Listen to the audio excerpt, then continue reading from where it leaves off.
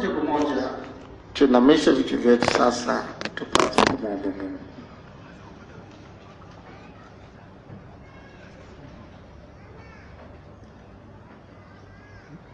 Mungu wetu, uketie mahali pa juu palipoinuka,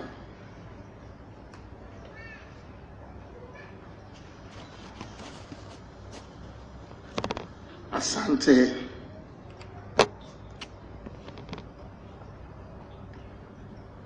kwa kutuita sisi watoto wako.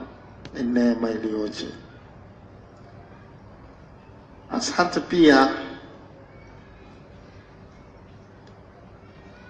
kwa kutufanya viumbe vipya. Ni neema iliyoje. Mpe tena kila mmoja wetu basi leo kuzidi kufahamu yatupasayo kufahamu, ili tuwe na hakika ya kutenda mapenzi yako wakati wote katika safari hii ya kuelekea nchi ya ahadi uliyotuahidi pale uliposema, nyumbani mwa Baba yangu mna makao mengi, kama sivyo ningaliwaambia. Ninakwenda kuandalia mahali, ili pale nilipo ninyi nanyi mpate kuwapo. Karibu Roho Mtakatifu, uyatwae yaliyo Kristo tena leo na kutupasha habari katika jina la Yesu. Amen.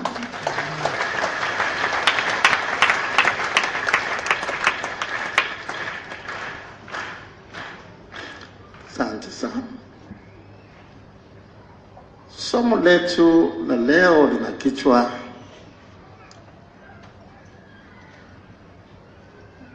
mapito ya zamani katika wokovu. Mapito ya zamani katika wokovu.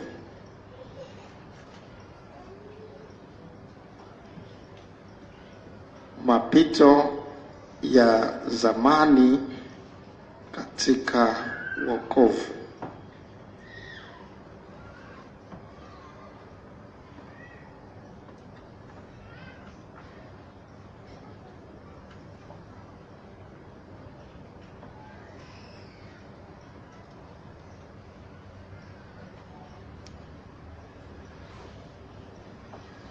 Neno letu la msingi linatoka katika kitabu cha Yeremia sura ya 6 mstari wa 16. Yeremia sura ya 6 mstari wa 16.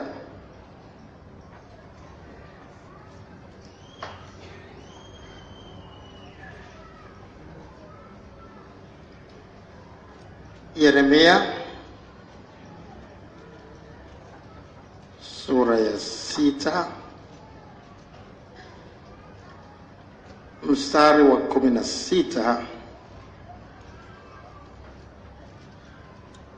Tunasoma,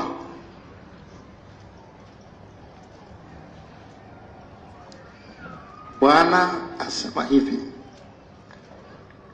ukishoka kobe. Nani anasema hapa?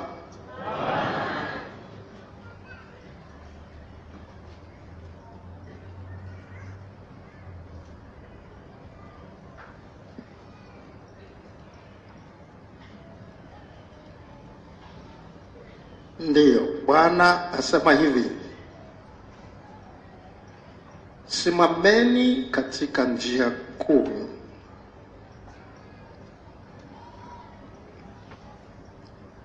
kabla kuendelea tunatakiwa kwanza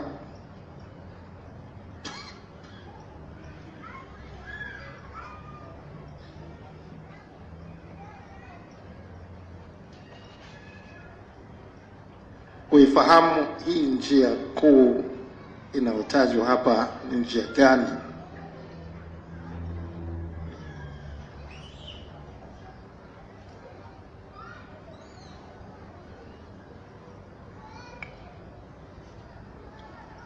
Tutarudi hapo katika Yeremia 6:16. Tutarudi hapo kitambo kidogo. Tuende kwanza katika Isaya sura 35. Isaya 35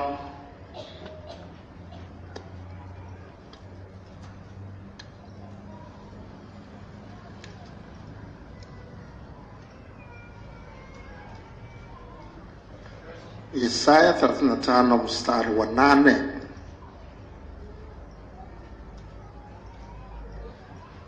Isaya 35 mstari wa 8.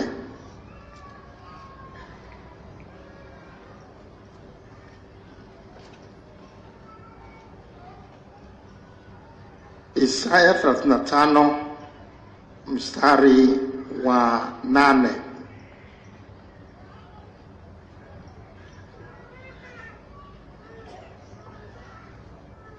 Na hapo patakuwa na njia kuu. Useme wote. Na hapo patakuwa na njia kuu. Na hapo patakuwa na njia kuu. Na njia. Nayo itaitwa njia ya utakatifu.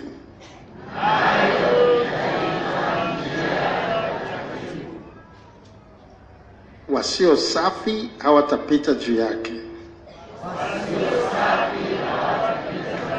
Ndio. Njia kuu itaitwa njia ya nini? Itaitwa nini?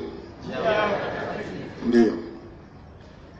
Kwa hiyo njia kuu inayotajwa hapa katika Yeremia 6:16 ni njia ya utakatifu. Sasa tukijua hilo, turudi katika Yeremia 6. Yeremia 6:16. Bwana asema hivi: simameni katika njia kuu. Tungeweza sasa tukasema simameni katika njia kuu ya nini? Ya utakatifu. Mkaone. Tuseme wote kwa bidii sasa. Mkaulize habari za mapito ya zamani. Mkaulize habari za mapito ya zamani. Tena. Mkaulize habari za mapito ya zamani. Iwape njia iliyo njema, mkaende katika njia hiyo. Tuseme wote, mkaende katika njia hiyo. Mkaende katika njia hiyo. Nanyi mtajipatia raha katika nafsi zenu. Nanyi mtajipatia raha katika nafsi zenu. Tuseme tena kwa bidii inayofuata. Lakini walisema, hatutaki kwenda katika njia hiyo. Hatutaki kwenda katika njia hiyo. Ndio.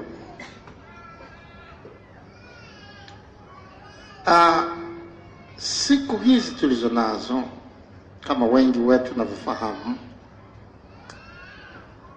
maandiko nasema hizi ni siku za mwisho, ni nyakati za nini? Nyakati za nini? Za hatari. Wengi au wengine watajitenga na imani kwa kusikiliza roho gani? Roho zidanganyazo na mafundisho ya nini? Ya mashetani. Sasa hizi roho zidanganyazo na mafundisho ya mashetani yanafundisha kwamba kuna wokovu mamboleo. Na utasikia kuna watu wengine ambao watainuka na kusema, ninyi bado mmeshikamana na wokovu huo wa kizamani.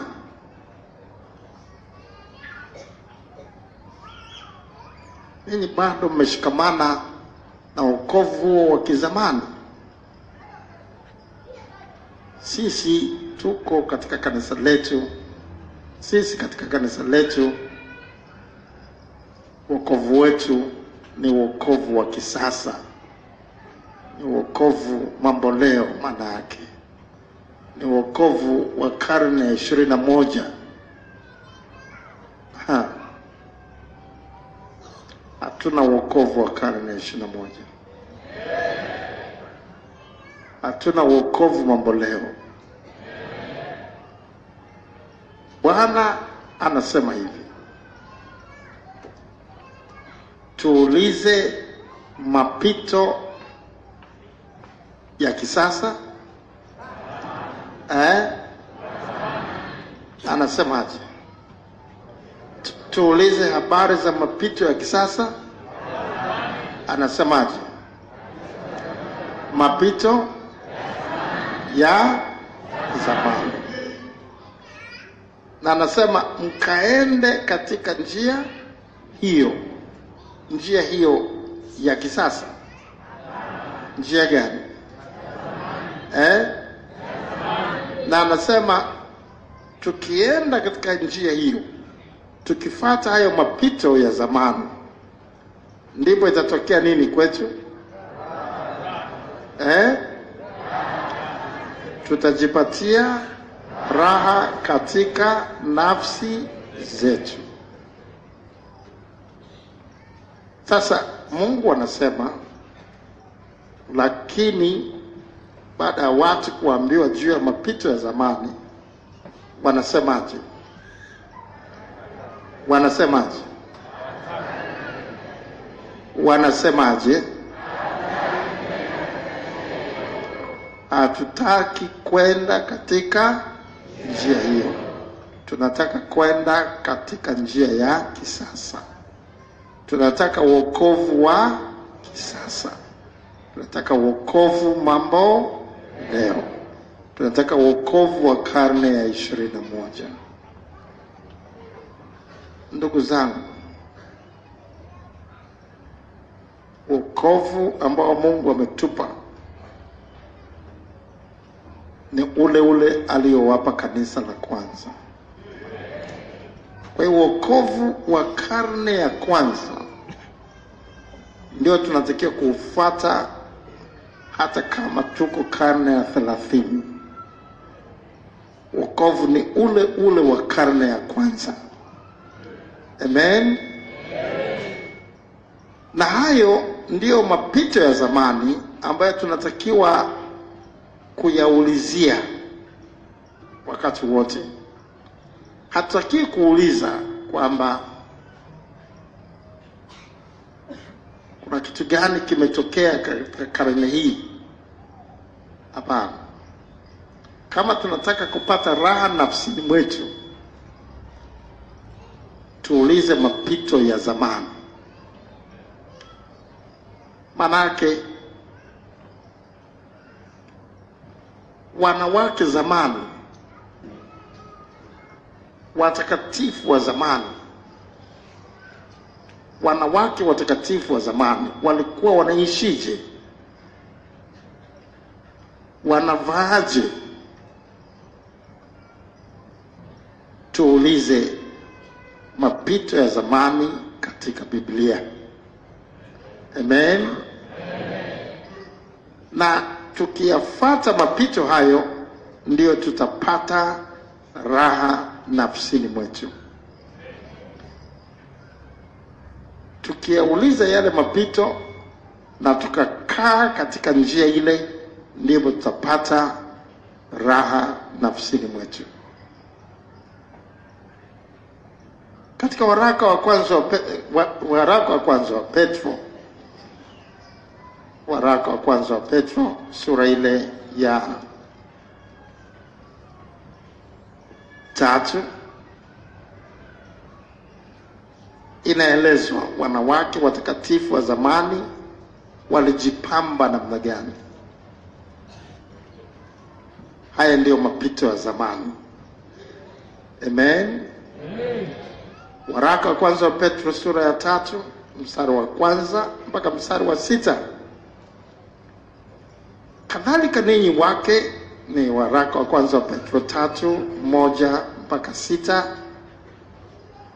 Kadhalika ninyi wake watiini waume zenu, kusudi ikiwa wako wasioliamini neno, wavutwe kwa mwenendo wa wake zao pasipo lile neno, wakiutazama mwenendo wenu safi na wa hofu.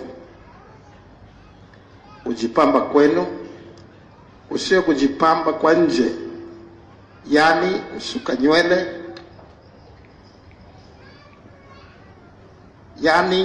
nywele na kujitia dhahabu na kuvalia mavazi, bali kuwe utu wa moyoni usioonekana katika mapambo yasiyoharibika, yani roho ya upole na utulivu iliyo ya thamani kuu mbele za Mungu. Tusome wote mstari wa 5. Maana hivyo ndivyo walivyojipamba wanawake watakatifu wa zamani.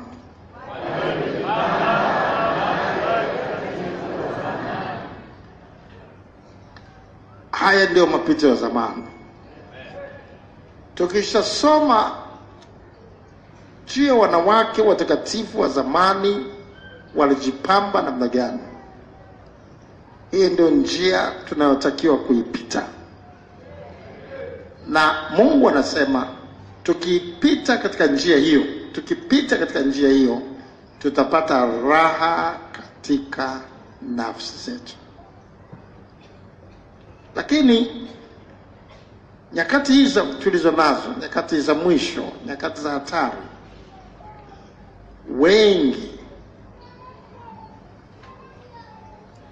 watasema hatutaki kwenda katika njia hiyo. Mapito haya ya zamani hatuyataki. Lazima tujitenge na watu hao. Lazima tuwe mbali na watu hao wanaotaka kutuletea wokovu mambo leo. Hata tukimsikia mchungaji lazima tupime, anatuhubiri nini mtu huyo? Anataka kutuletea wokovu mambo leo, tukatae wokovu mambo leo. Anataka kutuletea wokovu wa kisasa, tukatae wokovu wa kisasa. Anasema hayo yalikuwa zamani. Mambo ya kufunika vichwa, kuvaa vilemba, hayo yalikuwa ya zamani. Hayo ndio mapito ya zamani tunayotaka. Tukienda katika njia hiyo, tutapata raha katika nafsi zetu. Na wengi leo wanasema hatutaki kwenda katika njia hiyo. Na wauliza, wangapi wanataka kwenda katika njia hiyo? Njia hiyo ya zamani. Wanataka kupita katika mapito hayo ya zamani. Mapito hayo ya zamani ndio njia kuu ya utakatifu. Hili neno la Mungu tunalolisoma hapa, hili neno halifanyiwi uhariri. Hili neno halifanyiwi revision. Halifanyiwi namna yote ya mapitio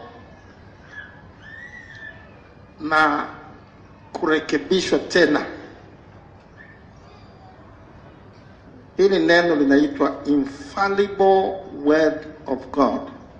Infallible ni neno ambalo halina masahihisho.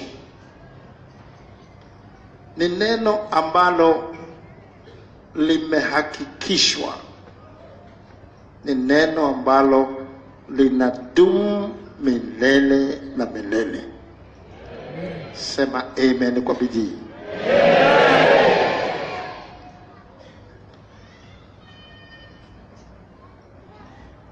Katika waraka wa kwanza wa Petro, sura ile ya kwanza, tulikuwa katika sura ya 3 kuhusiana na walivyojipamba wanawake watakatifu wa zamani.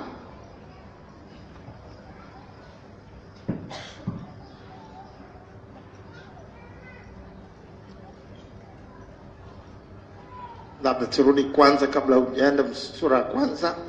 Tumalizie pale katika waraka wa kwanza wa Petro sura ya 3 tukumaliza. Tulikuwa katika mstari wa 5. Maana hivyo ndivyo walivyojipamba wanawake watakatifu wa zamani, waliomtumaini Mungu na kuwatii waume zao. Mstari wa 6 unaanzaje kusema kama vile Sara. Ndio, Sara anatajwa miongoni mwa wanawake watakatifu wa zamani, na anatajwa kuwa miongoni mwa wanawake waliojipamba hivi kunavyotajwa hapa.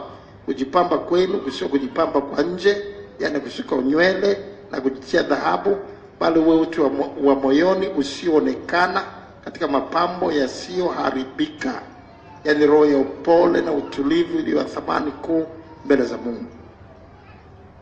Sara na wanawake wengine watakatifu wa zamani ndivyo walivyojipamba. Sasa waraka wa kwanza wa Petro sura ya kwanza mstari ule wa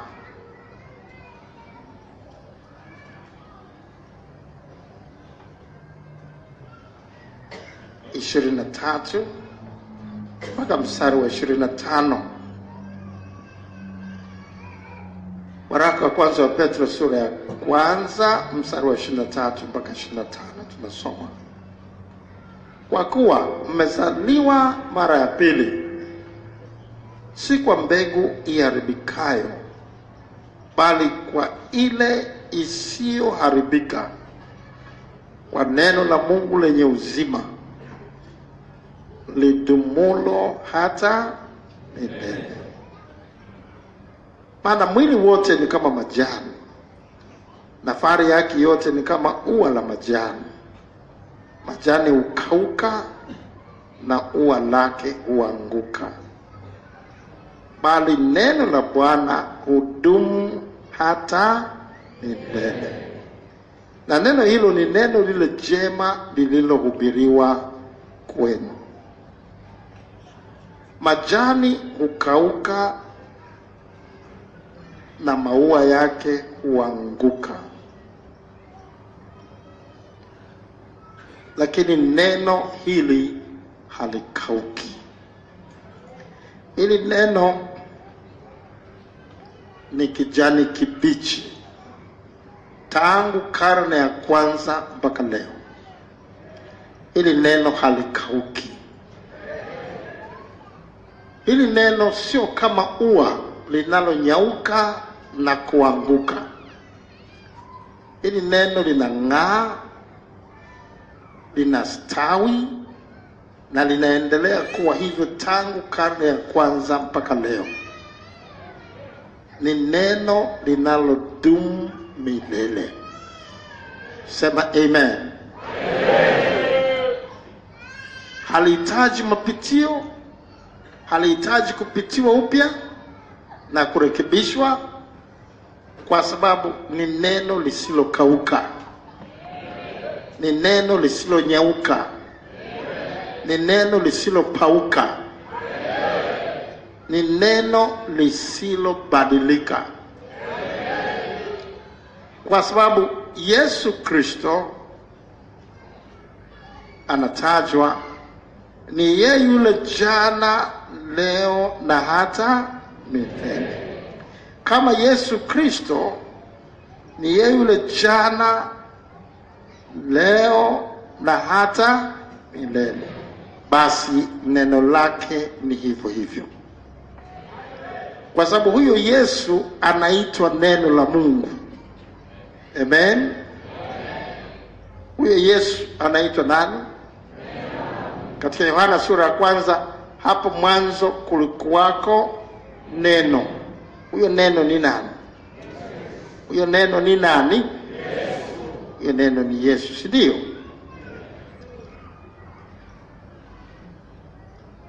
Ndio. Huyo neno ni Yesu Kristo mwenyewe. Na hata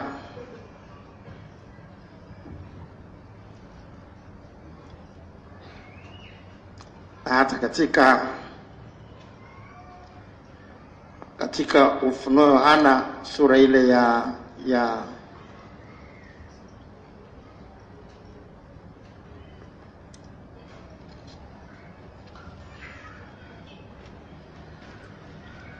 Ufunuo wa Yohana sura ile ya 19 mstari wa 13. Ufunuo 19 mstari wa 13, Biblia hapo pia inasema, naye amevikwa vazi lililochovywa katika damu, na jina lake aitwa Neno la Mungu. Huyu Yesu Kristo jina lake anaitwa Neno la Mungu. Kwa hiyo tukisoma kama tunavyosoma katika ile Waebrania 13, Waebrania 13 mstari ule wa 8,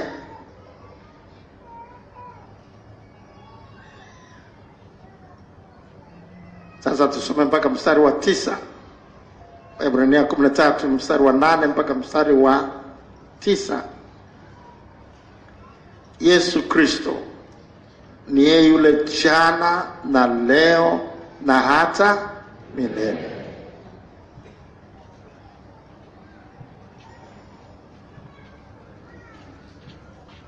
Kwa kujua Yesu Kristo anaitwa neno la Mungu, tungeweza kusema mstari huu hivi. Ni sawa na kusoma mstari huu hivi: neno la Mungu ni lile lile jana na leo na hata milele. Tuseme wote, neno la Mungu ni lile lile.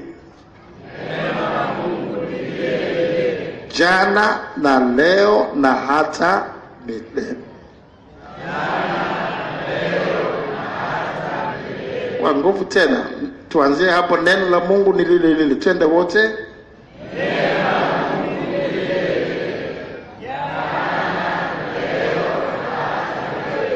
Sasa baada ya kusema hivyo, soma mstari wa 9. Twende.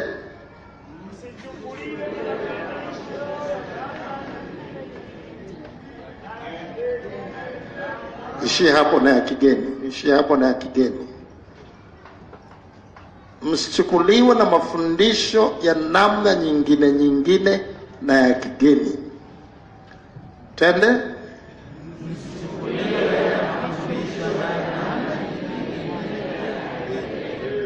Sasa tuanze pale mwanzo.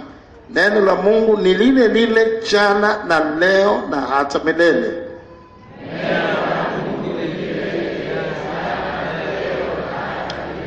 Msichukuliwe na mafundisho ya namna nyingine na ya kigeni.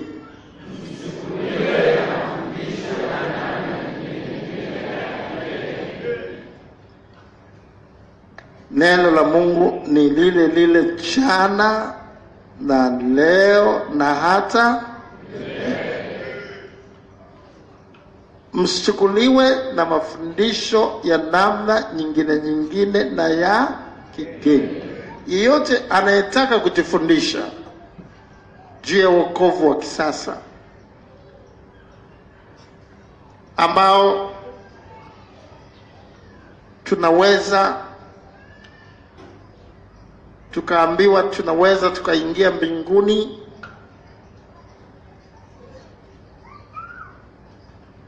na maisha ya dhambi.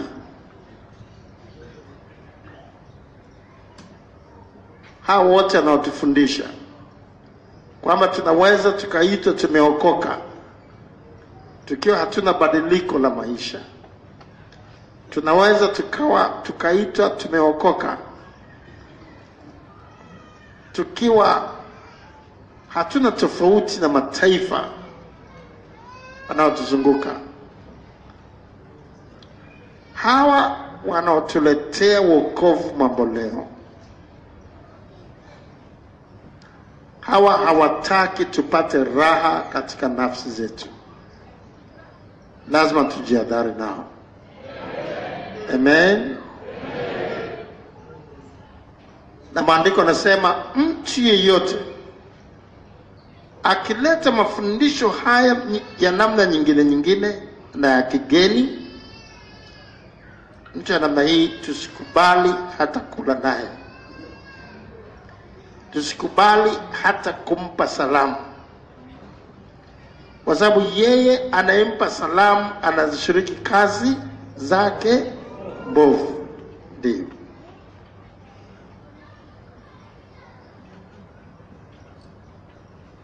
Waraka wa pili Yohana sura ile ya kwanza mstari wa 8 mpaka mstari ule wa 11. Waraka wa pili wa Petro sura ile ya kwanza mstari wa 8 mpaka 11 tunasoma: jiangalieni nafsi zenu msiyapoteze mlioyatenda. Ndugu zangu, tumetoka mbali. Tunakoenda ni karibu kuliko tulikotoka. Tujiangalie nafsi zetu tusiyapoteze tulioyatenda, bali tupokee thawabu timilifu. Kila apitaye cheo wala asidumu katika mafundisho ya Kristo. Anayepita cheo maana yake ni yule anataka kuligeuza neno la Mungu liendane na wakati wa sasa, liendane na karne ya sasa. Naona wote siku hizo wanaokisimama kila mahali wanavaa suruali, ni bado umeshikilia mambo ya zamani. Jibu lako ni Yeremia 6:16. Mimi napita katika mapito ya zamani. Na wewe ukitaka kupata raha katika nafsi yako, pita katika mapito ya zamani.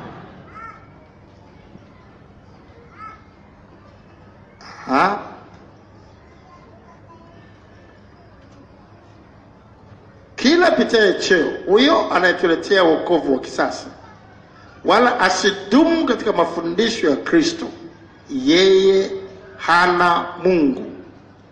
Hata kama ni mzungu, hana Mungu. Hata kama ametokea, hata kama ni malaika, hana Mungu. Yeyote ambaye anajaribu kuleta neno la wokovu wa kisasa, huyu hana Mungu ndani yake. Amen. Mtu akija kwenu na haleti mafundisho hayo, msimkaribishe nyumbani mwenu wala msimpe salamu. Maana yeye ampaye salamu azishiriki kazi zake mbovu. Sikia. Usifikiri mtu kuja nyumbani mwako ni mpaka agonge hodi muone mtu kabisa.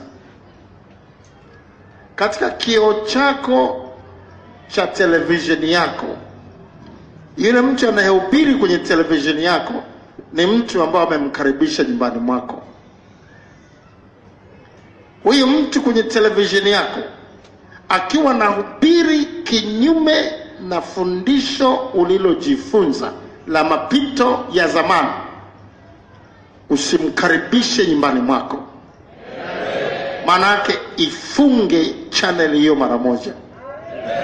Kuifunga channel hiyo ya TV ni kumkatalia ukaribisho ndani ya nyumba yako. Ukiendelea kuangalia hiyo channel ya TV, unazishiriki kazi zake bovu. Na hiyo hutapata raha nafsi yako, katika nafsi yako.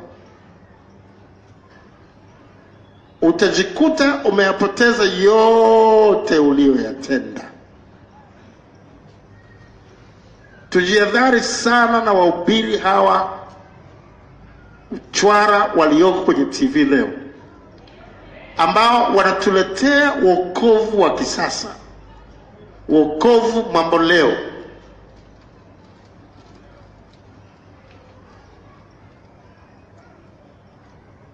Ni kwa neema tu, si kwa matendo. Kazi yote ilimalizika msalabani. Mungu anapotuangalia hatuoni sisi, anamuona Kristo. Kwa hiyo hata kama unaendelea katika uasherati wako, hata kama unaendelea katika uzinzi wako, unaendelea katika wizi wako, Mungu hakuoni wewe, anamuona Kristo. Huo ni wokovu mambo leo ambao hauko katika Biblia yetu. Lazima tujue hao wanaohubiri hiyo katika TV, hatutakiwi kuwakaribisha nyumbani mwetu wala kuwasikiliza. Tunafunga hizo channel, tunaifunga hiyo TV haraka sana. Ikiwa unasikia mafundisho ya namna hiyo ambayo si mapito ya zamani, yaliyowekwa na mitume na manabii, sio hawa leo. Hao mitume na manabii wa kisasa sio hao. Hao ni mitume na manabii mambo leo. Hao ndio wanaotuletea wokovu mambo leo. Hawa hatutakiwi kuwakaribisha majumbani mwetu. Kanisa limejengwa juu ya msingi wa mitume na manabii wa zamani, sio wa leo. Hawa hawakuweka msingi. Walioweka msingi ni wale wa zamani. Na katika Waefeso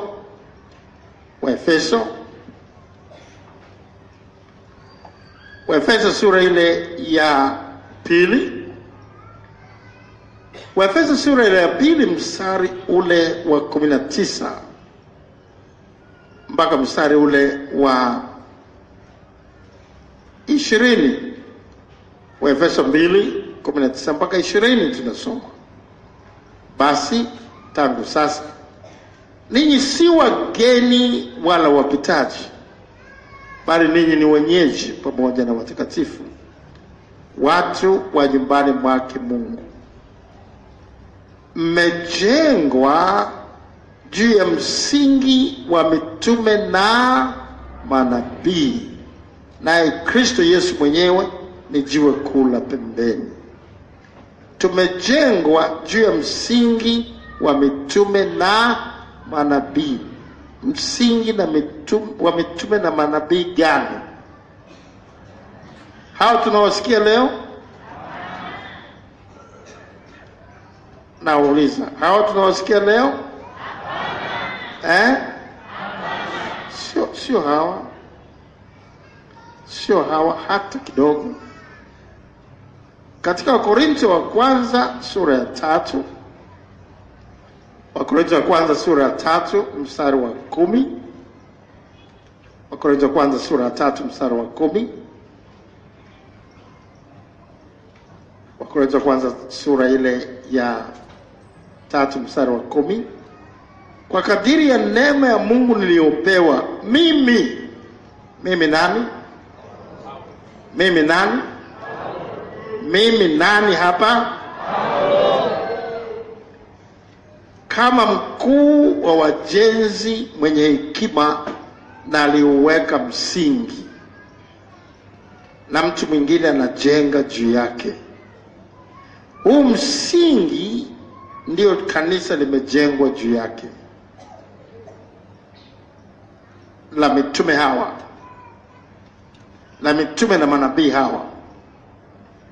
Sio hawa mitume na manabii uchwara wanaotuzunguka leo, ambao wanafundisha mafundisho ya mashetani. Sio hawa.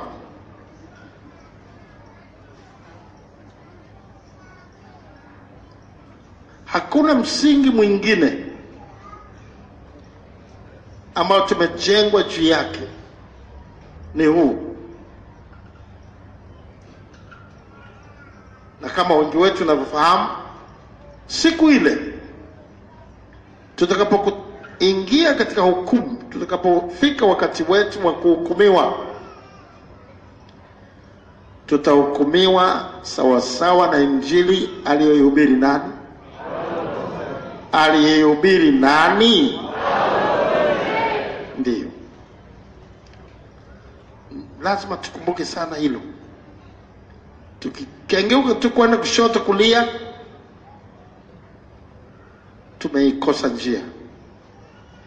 Warumi 2 mstari wa 16. Warumi 2:16. Katika siku ile Mungu atakapozihukumu siri za wanadamu sawa sawa na injili yangu kwa Kristo Yesu. Katika siku ile Mungu atakapozihukumu siri za wanadamu sawa sawa na injili yangu. Tutahukumiwa sawa sawa na injili ya Paulo mtume. Huu ndio msingi uliokushawekwa na Paulo mtume. Ndio maana anasema katika Wagalatia 1, mtu yeyote ambaye anataka kuhubiri injili ile ambayo sio aliyohubiri Paulo mtume, yeyote ambaye anataka kuhubiri injili ambayo sio ile aliyohubiri Paulo mtume, na afanye nini? Na afanye nini? Na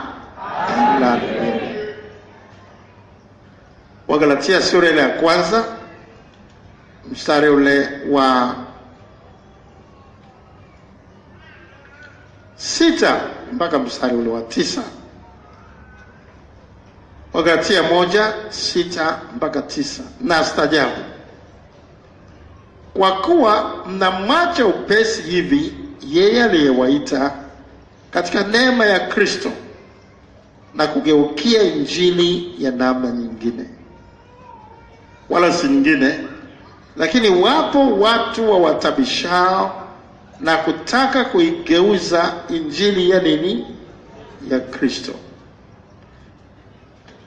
Tuangalie sana watu wanataka kuigeuza injili hii na kuifanya iwe ya kisasa. Macho yetu, masikio yetu lazima yawe makini sana na watu hao, na leo wanazidi kuongezeka.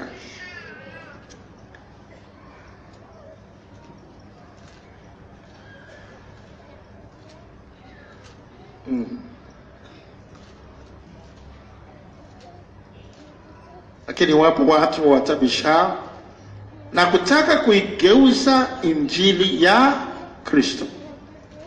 Lakini ijapokuwa sisi au malaika wa mbinguni atawahubiri ninyi injili yoyote isipokuwa hiyo tuliyowahubiri, na afanye nini? Sema kwa bidii kanisa, na afanye nini? Kama tulivyotangulia kusema, na sasa nasema tena, mtu yeyote akiwahubiri ninyi injili yoyote isipokuwa hiyo mlioipokea, na ana injili yoyote kinyume na hii tuliyoipokea, kinyume na hii ambayo tunaisoma kwa mitume na manabii hapa katika neno la Mungu, ni injili iliyogeuzwa. Lazima tupite katika mapito ya zamani.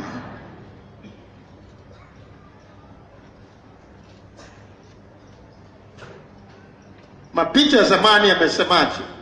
Mwanamke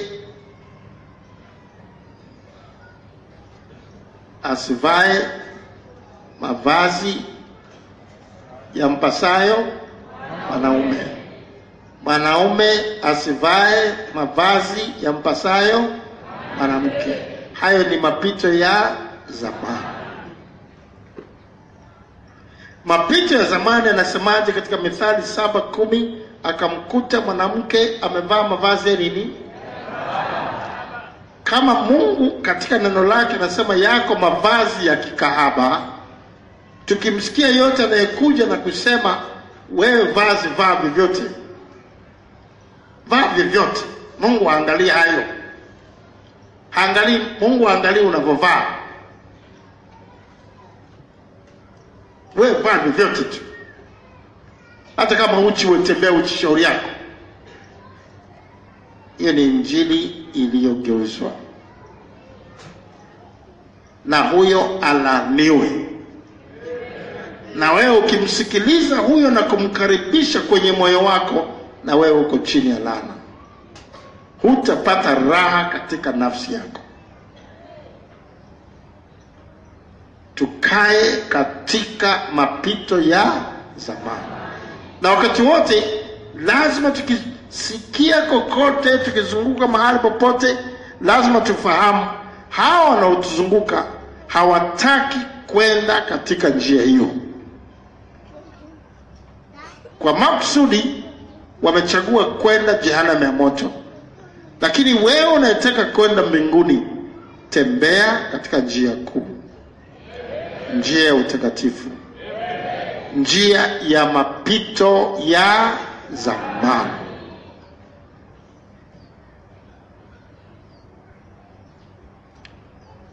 Ndio maana katika kanisa hili usiku na mchana tunafundisha njia ya mapito ya zamani.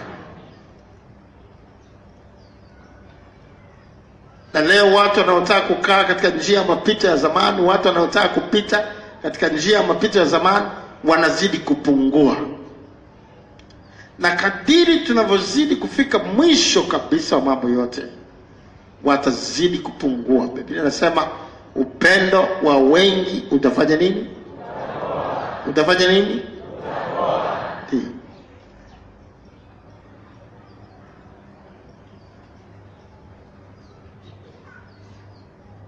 Leo wanainguaji hao wanaojiita waimbaji wa injili, kuna makanisa walikuwa hawathubutu kabisa kuweko katika madhabahu zao, lakini leo wapo. Kweli si kweli? Kweli si kweli? Walikuwa wanaona kinyaa kabisa kwamba vitu gani hivi vinaletwa kanisani, lakini leo ndio wako katika mimbari zao. Hapa hawatakanyaga. Wanaenguaji naojiita wanaenguaji wa injili, injili yenu iko baa. Huko ndiko kuna injili yenu, injili iliyogeuzwa. Hapa hakuna injili iliyogeuzwa. Na hamtakanyaga madhabahu hii. Hamtakanyaga madhabahu hii. Ninyi mnaoleta vichekesho na mizaha mnaita Christian comedy. Hakuna comedy ya Kikristo. Hakuna wachekeshaji wa Kikristo. Wachekeshaji wote mahali pao ni kule baa. Nenda kawachekeshe walevi. Hapa hakuna walevi. Hapa ni kanisa la mapito ya zamani.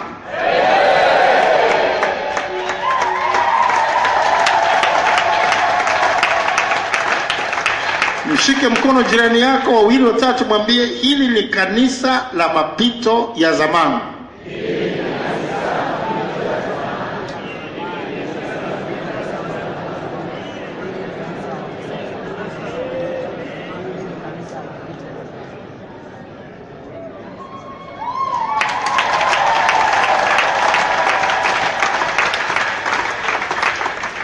Na kama ni siku yako ya kwanza umekuja hapa, ndio siku yako ya kwanza, karibu. Karibu katika kanisa la mapito ya zamani.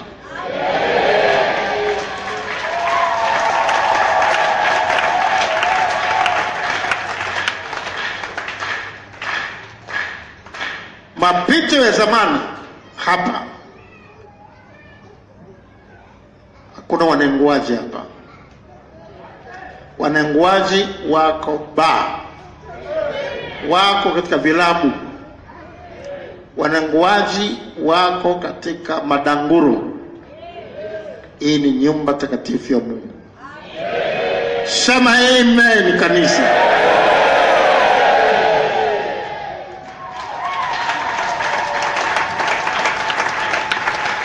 Hili ni kanisa la mapito ya zamani. Na usione haya Injili. Yeyote anayekuuliza juu ya tumaini lako, umjibu juu ya tumaini lako, tena kwa ujasiri. Amen. Mbona eleni huna? Mbona una bangili? Mbona una mikufu? Mbona una wigi? Unakuwa mzee.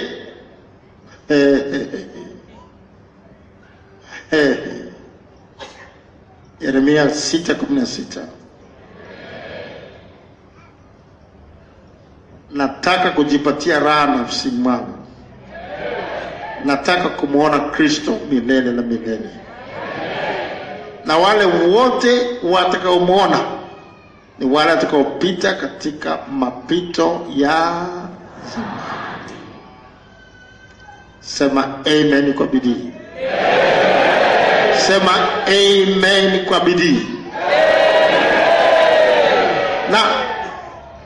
Na katika kila jambo,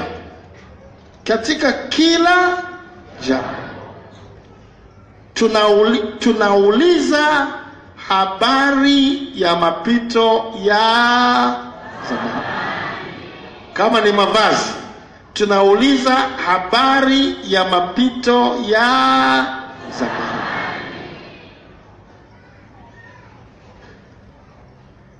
Je, katika mapito ya zamani tunaona watu wakipigana ngumi alafu naitwa mchezo wa ngumi?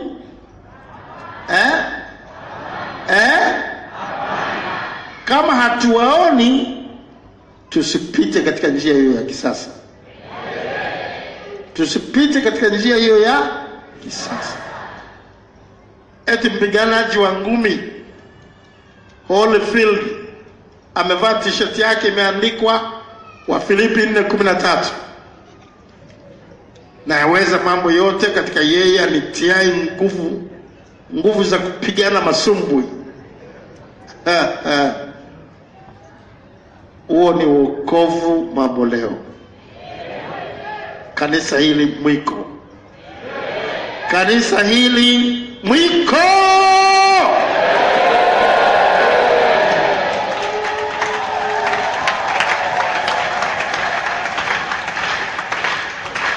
Tunaona watu katika mapito ya zamani, tunaona timu za mpira, watu wanacheza mpira, Hallelujah Football Club,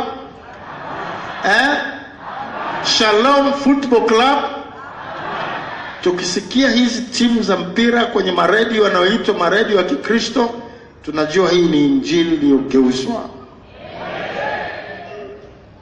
Kumbuka, wewe ni balozi popote pale ulipo. Wewe ni balozi wa kanisa la mapito ya zamani. Wewe ni balozi wa kanisa la mapito ya zamani katika mtaa wako, katika section yako, katika zoni yako, kazini kwako, shuleni kwako, chuoni kwako, katika eneo lako la biashara. Piga kelele, sema mimi ni balozi wa kanisa la mapito ya zamani. Mimi ni balozi wa kanisa la mapito ya zamani. Mapito ya zamani katika kanisa ilikuwa ni nini? Kusikia na kutenda. Yeye anayesikia na kutenda atafananishwa na mtu mwenye nini? Mwenye akili aliyejenga nyumba yake juu ya mafuriko yakija, upepo ukivuma, ile nyumba haiwezi kupata anguko. Lakini yeye anayesikia maneno yake Kristo na asiyafanye anafananishwa na mtu gani? Na mtu gani? Pumbavu anayejenga nyumba yake juu ya nini? Ya mchanga. Mafuriko yakija, upepo ukija, unaipiga ile nyumba na anguko lake linakuwaje? Linakuwa kubwa. Haya ndio mapito ya zamani. Mapito ya zamani yanasemaje? Kwa nini mnaniita Bwana Bwana lakini hamuyatendi ni semayo? Haya ndio mapito ya zamani. Kwa lolote lile tunaangalia hapa ndio kwenye mapito ya zamani. Tunaangalia kanisa la kwanza, nani alikuwa anahubiri? Nani alikuwa anakwenda mitaani? Tukiwa tunakwenda mitaani kuhubiri, tutajikuta mara nyingi tunahubiri sisi wenyewe mitaani. Wengine wote hawahubiri siku hizi mitaani. Tukijikuta tunahubiri, jamani nyinyi mbona hamwachi tu kila siku mko kila mahali mko tu kila ndio? Kanisa letu ni la mapito ya ni kila mmoja yuko mtaani. Kila mmoja yuko kwa sababu tunafuata mapito ya zamani. Angalia mapito ya zamani katika kuhusiana na kuhubiri katika Matendo sura ya 8. Matendo ya Mitume sura ile ya 8. Matendo ya Mitume sura ile ya 8. Matendo ya Mitume sura ya 8 mstari wa kwanza alafu mstari ule wa 4. Matendo 8:1 alafu 4. Siku ile kukatukia adha kuu ya kanisa lilokuwa katika Yerusalemu. Tuseme wote wakatawanyika. Katika nchi ya Uyahudi na Samaria. Tena kwa bidii.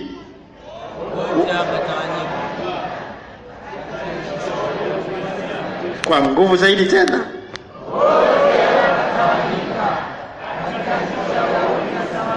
Wangapi walitawanyika? Na kule walitawanyika, walikotawanyika walienda kufanya nini? Mstari wa 4. Lakini wale waliotawanyika wakaenda huko na huko wakilihubiri neno. Wote waliotawanyika wa Uyahudi na Samaria kote katika mitaa hiyo walienda kufanya nini? Wote manake wanawake na wanaume. Wote. Si ndio? Wote manake wote walienda huko mitaani kufanya nini? Kuhubiri neno. Hayo ndio mapito ya zamani. Kwa lolote hilo tunaloliangalia, tunaangalia katika mapito ya zamani. Kama ni maombi, tunaangalia mapito ya zamani. Mapito ya zamani kuhusu maombi yanasemaje? Ombeni bila kukoma. Ndio maana tuko hapa masaa 24. Tunaomba bila. Mbona maombi yenu yaishe? Haya atakaa yaishe. Maombi yetu ni sehemu ya Ukristo. Mbona mnaombea ulimwengu? Na mtumishi alisema sasa hivi tuna airisha kidogo kuhubiri huko nje kwa sababu tunashughulikia mikakati ya vitabu.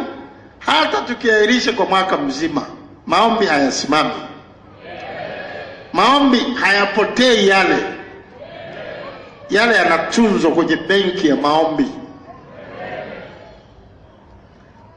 Kila mtaua akuombe wakati unaofanya nini?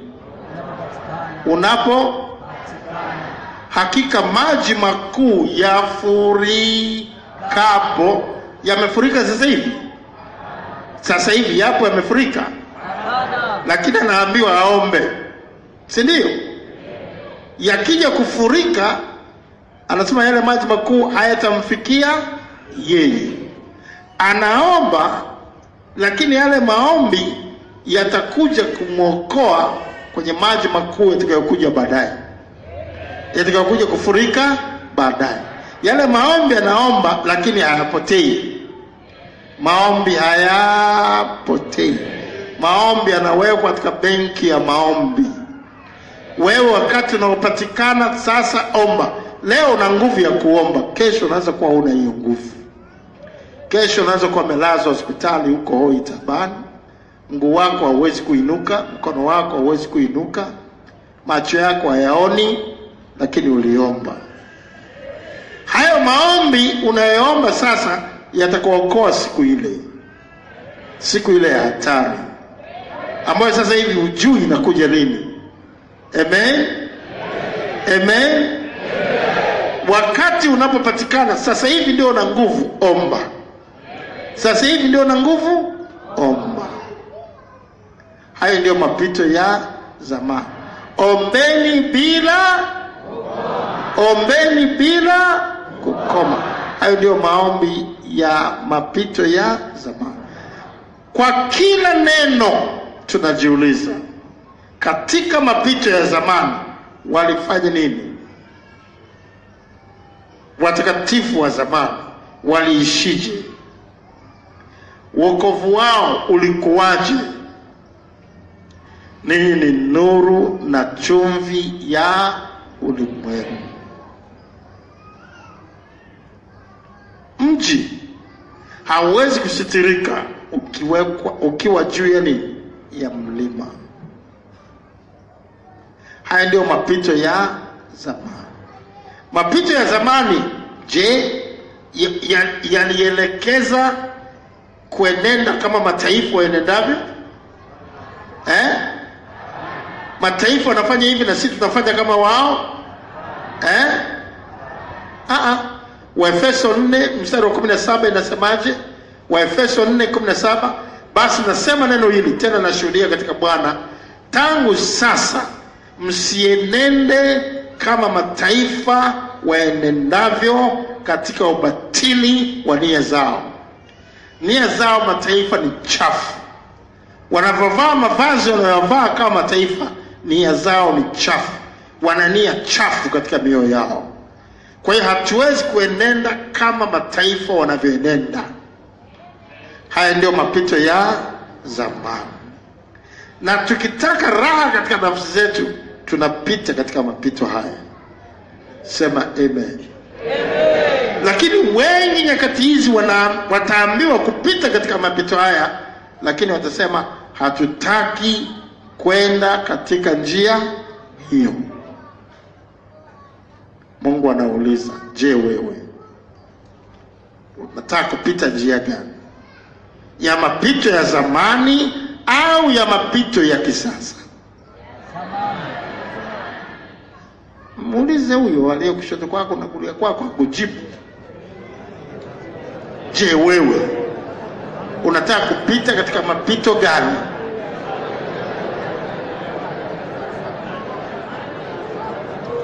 Ya zamani au ya kisasa?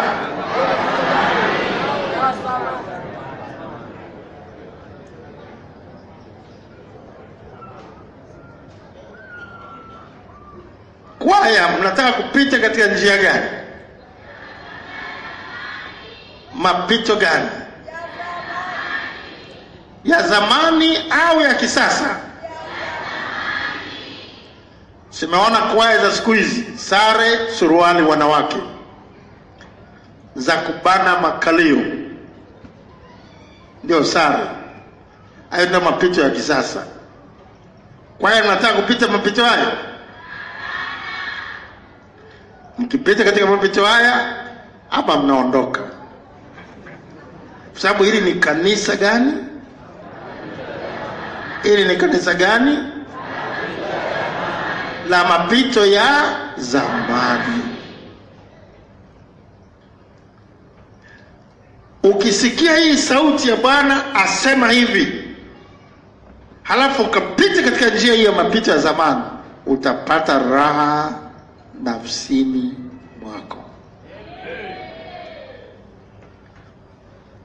wewe ambao umeokoka jana katika kanisa la nyumbani, wewe ambao umeokoka wiki hii, wewe ambao umeokoka wiki kadhaa zilizopita, halafu umepata neema kuwepo kwenye kanisa hili, usizunguke tena. Hapa ndio umefika. Hili ni kanisa la mapito ya zamani. Ukizunguka ukienda kuambia nimeokoka umeokoka unasali wapi? Ukitaja tu kanisa hili wanalijua hao. Maneno ya kwanza tukaanza kukurushia umeenda wapi? Hao ndio hawa ambao hawataki kwenda katika mapito ya zamani. Wakizungumza naambia Yeremia 6:16. Bye bye.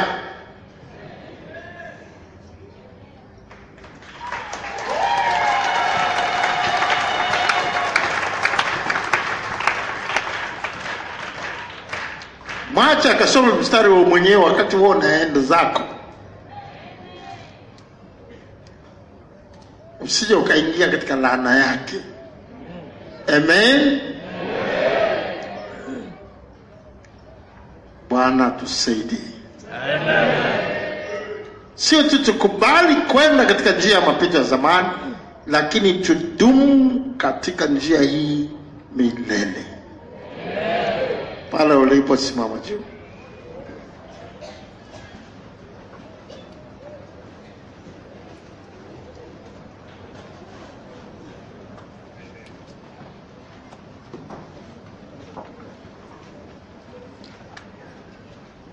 Mapito ya zamani ni kuwa kama Yesu Kristo, ni kuwa watakatifu kama Kristo alivyo mtakatifu, ni kumfuata Paulo mtume kama yeye naye anavyomfuata Kristo.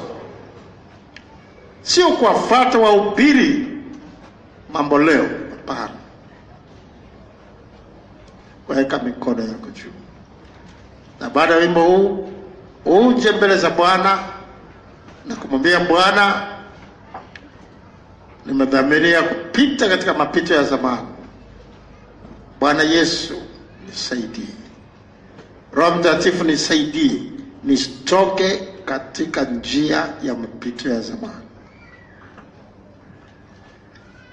Nataka kuwa kama Yesu moyo wangu. Nataka kuwa kama Yesu moyo wangu. Nataka kuwa kama Yesu maisha yangu. Nataka kuwa kama Yesu maisha yangu.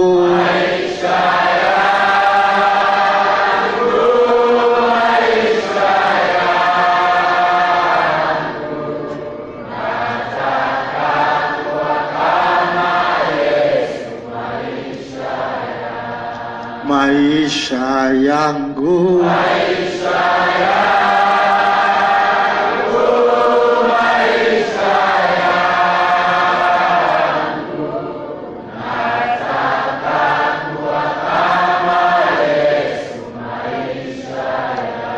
Maisha yangu. Maisha yangu.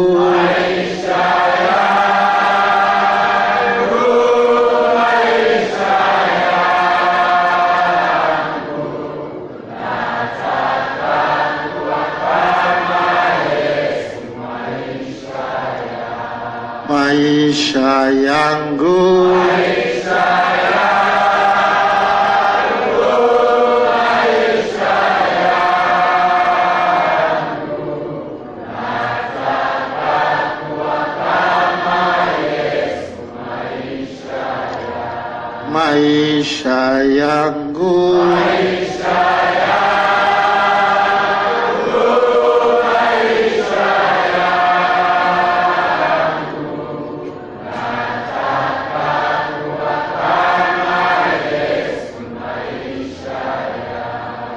la la la la.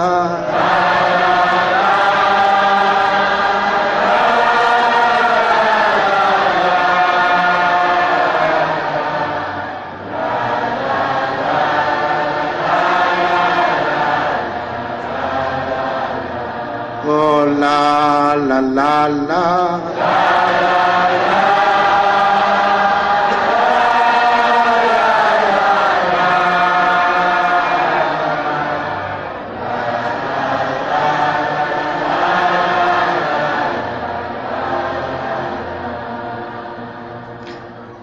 Bwana asema hivi: simameni katika njia kuu, mkaone, mkaulize habari za mapito ya zamani. Iwapi njia iliyo njema, mkaenda katika njia hiyo, nanyi mtajipatia raha katika nafsi zenu. Lakini walisema, hatutaki kwenda katika njia hiyo. Hebu tumwambie Bwana leo, sisi tunataka kwenda katika njia hiyo. Mimi nataka kwenda katika njia hiyo. Paza sauti yako.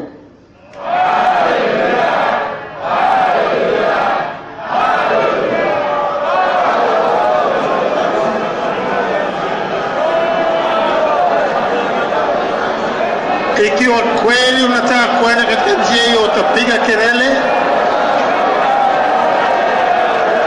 Ikiwa kweli unataka kwenda katika njia hiyo, utapiga kelele.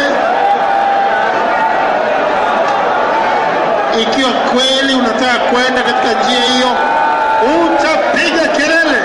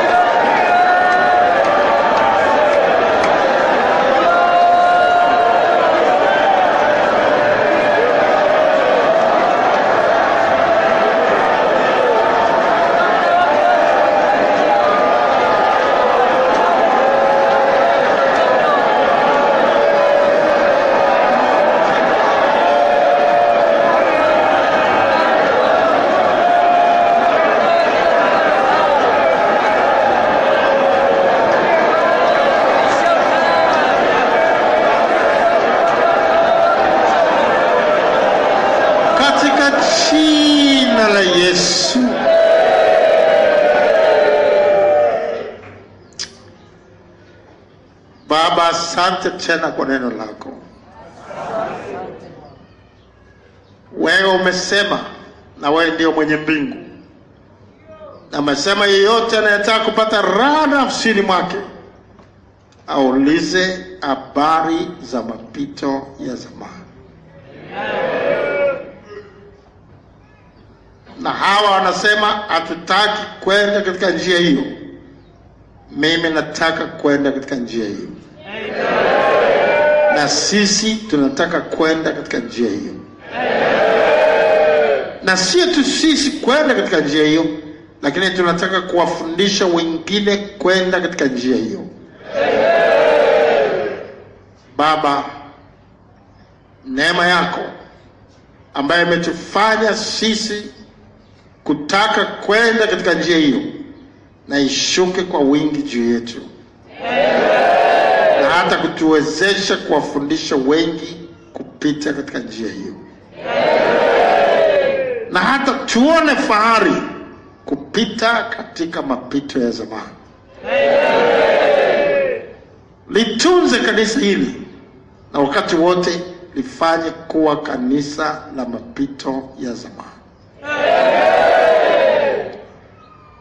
Mambo leo na mambo ya kisasa yapotelee mbali. Yes, tutoe katika mstari. Lakini kama ilivyokuwa Sara na wanawake watakatifu wa zamani, ndivyo wanawake katika kanisa hili wapate kuwa. Kama walivyokuwa wanaume wa zamani katika kanisa la kwanza, na wanaume wa sasa katika kanisa hili wawe vivyo hivyo.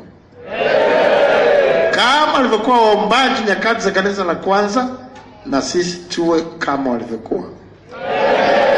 Kama walivyokuwa washuhudiaji mitaani nyakati za kanisa la kwanza, na sisi tuwe vivyo hivyo. Roho Mtakatifu tusaidie. Tusaidie kila mmoja wetu, sio tu kusikia neno hili, lakini kulifanya kuwa dira na mwongozo wa maisha yetu. Na mahubiri yote, hata kwa njia ya television, hata kwa njia ya Facebook, hata kwa njia ya internet, kwa njia ya mtandao wote, tusimkaribishe katika simu zetu. Tusimkaribishe katika nyumba zetu. Akitaka kutuletea mahubiri ya mapito ya kisasa, tumfungie nje, ili tusizishiriki kazi zake mbovu, katika jina la Yesu. Amen.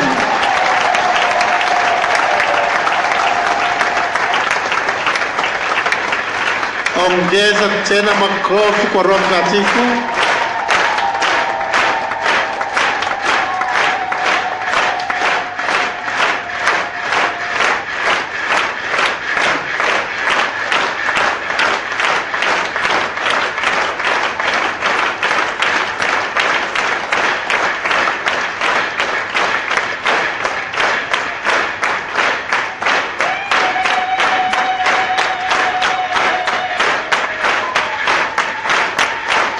Amen. Asante sana. Tuketi mbele za Bwana kwa muda mfupi.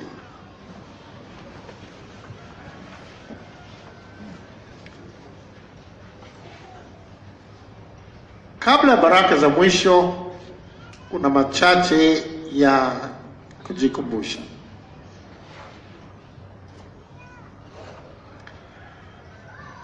Moja linahusiana na vikao vya makanisa nyumbani.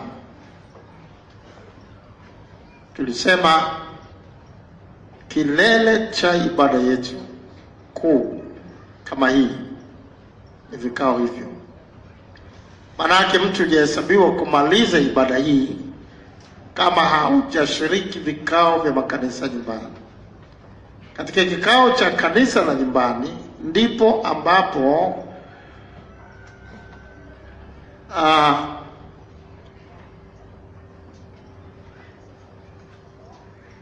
mahudhurio yako yanapokuwa yanaandikwa.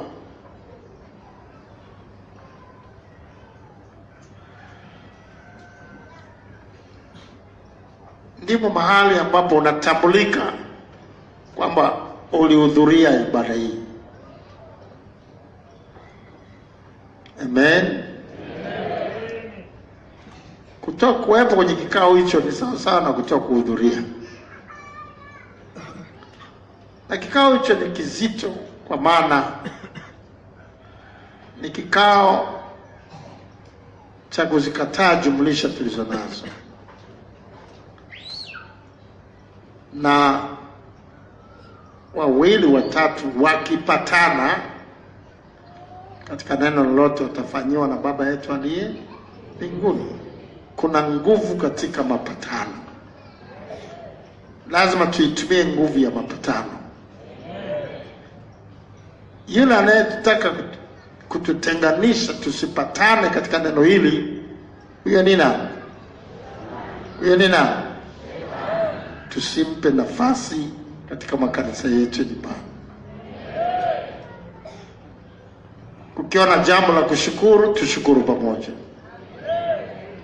Tukiwa na mikakati ya maombi ya kufanya katika wiki hii, tusikilize pamoja na tuyatendee kazi pamoja. Amen. Tusichukulie vitu kiwepesi wepesi. Madam tuna nguvu, tuitumie nguvu hiyo kumpa hasara ibilisi.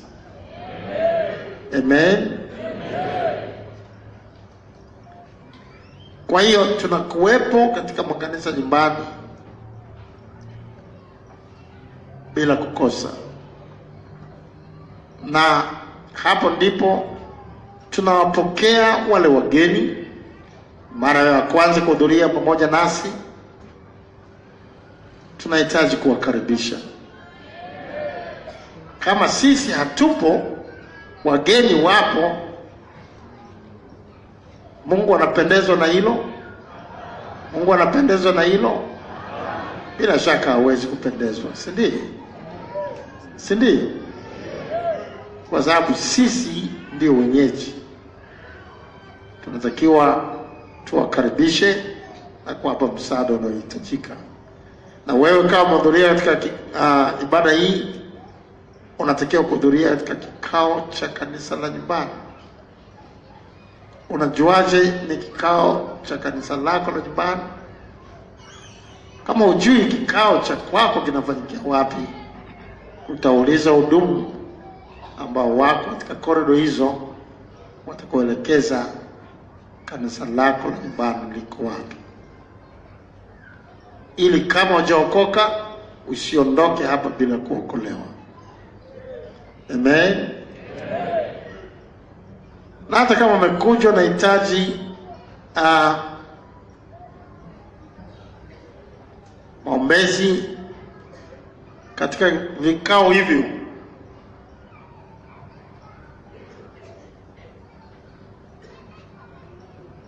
Bwana atakutana na mahitaji yako.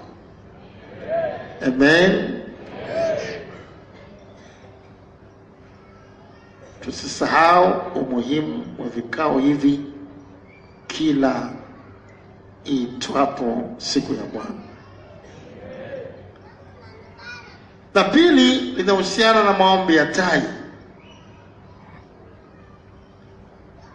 Tulisisitiza kule zamani, lakini baadhi ya viongozi wa maombi ya tai wanasahau kipengele kinachotajwa kwamba maombi ni dakika moja. Ni lazima tuzingatie kwamba ni dakika moja, isipungue hata nukta. Na dakika moja ni kubwa. Lazima tuwe na saa hizo maalum za kutunza muda, ili kweli dakika moja iwe dakika moja. Haitaki kupungua. Pale unaposema paza sauti yako, kuanzia hapo ndio tunahesabu ile dakika moja mpaka iziishe hizo sekunde 60. Ndio unaanza kusoma, ndio unasema katika jina la Yesu. Amen. Amen. Amen. Lazima zihesabiwe hizo. Wamekwepo wengine wanakimbizana sijui wanakimbiza wanaenda wapi. Ni afadhali sekunde zizidi kuliko kupungua. Amen. Kupungua tunaleta hasara kubwa sana katika mambo ya ufalme wa Mungu. Kwa sababu huo muda ni wa thamani sana. Kwa wakati mwingine watu wanaambiwa paa sauti ya shukrani. Zimepita dakika, sasa zimepita sekunde 5 katika jina la Yesu.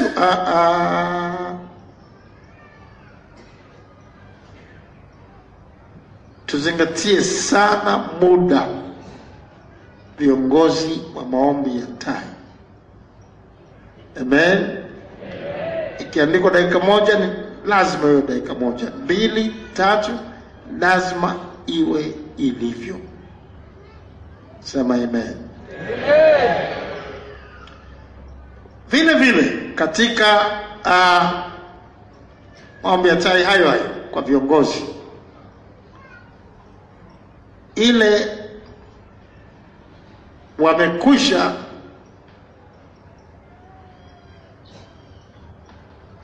pale, kuna zile 5 za kwanza. Zile 5 za kwanza ni nini?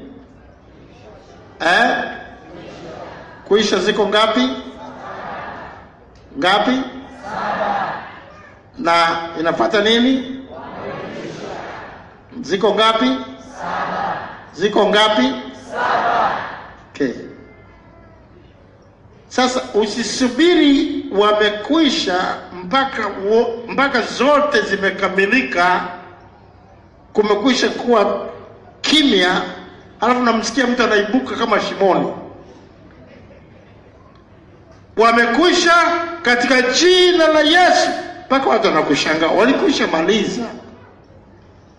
Wewe unatakiwa huo unazipigia hesabu zile, ili utokee kwenye ile ya 5 huko. Wakati wanaendelea wao kwenye ya 5 ya 4 mwishoni, ndio naivute ya kwako. Ile ukisema katika jina la Yesu, na zile wamekwisha nazo zimeisha, tunaenda amen pamoja. Hebu mratibu wa maombi, unajua nachozungumza hapa? Unajua nachokeleza hapa? Hebu kwaya panda hapa juu hapa.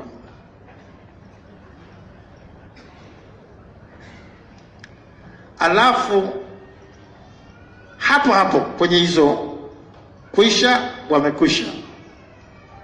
Alafu nataka umalize pamoja na wale wanaposema ile wamekwisha ya mwisho, wamekwisha maliza. Wote tunaitika hiyo amen. Simama pale mbele. Wewe sauti yako una haja ya microphone. Una haja ya kipaza sauti. Sauti yako ni kama ya Yohana Mbatizaji. Inatosha. Twende.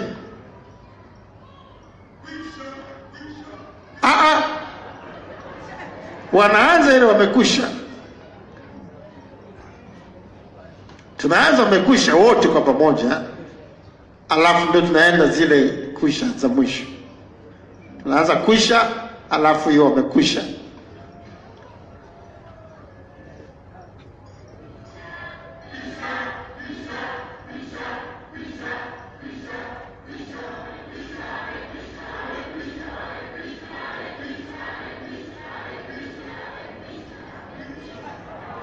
Umechelewa.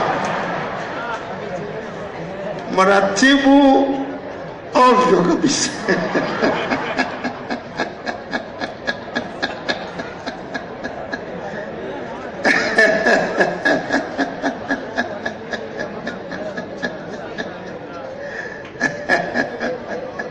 Na hii ndio nimekuwa nasikia kwa wengi hapa.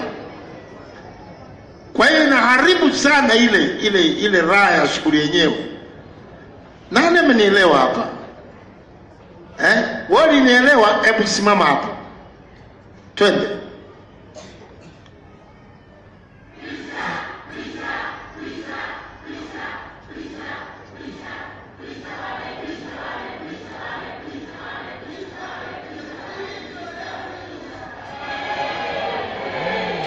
Lazima naona ipaindisha hivyo, wamekwisha katika jina la Yesu, lakini inaanguka kwa pamoja. Yaani huku anasema amen na ile wamekwisha ya mwisho wameshaikamata. Kwa maana nyingine, wewe kiongozi unawacha hawa wanaendelea, wewe unakamata ule wajibu wako. Amen. Unaanza kupiga ile wamekwisha katika jina la Yesu wakati wenzako wanaendelea kupiga ile. Halafu unaitime kwa namna ambayo zinamalizia pamoja. Kwa ile amen ni amen, wote tumemaliza. Hakuna hapo nafasi iliyoko hewani. Amen. Jaribu mwingine, twende.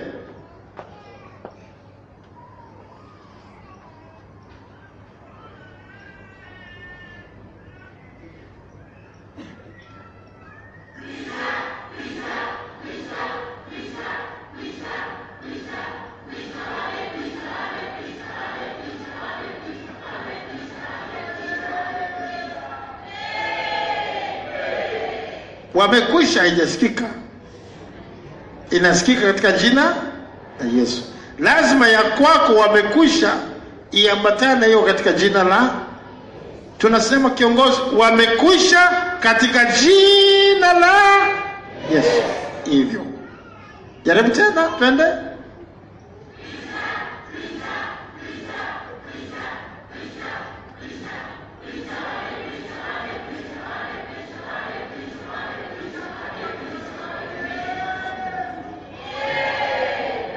Bado ile wamekwisha lazima unaivuta, lazima iwe juu sana. Wamekwisha katika jina la Yesu.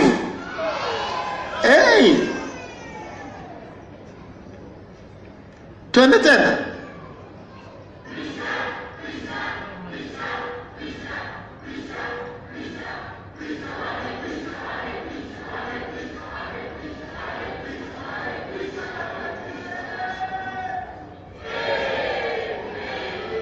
Ni timing yako sasa, unahakikisha ile timing haitoki nje. Lakini hawa wanamaliza na sisi tumemaliza nao. Amen. Ukiona kama umeanza kabla, utaivuta zaidi. Umechelewa, utaharakisha. Mratibu umepata hapo? Umekamata? Hebu jaribu tena. Hebu hakikisha kwamba wewe ndio mratibu. Ndio.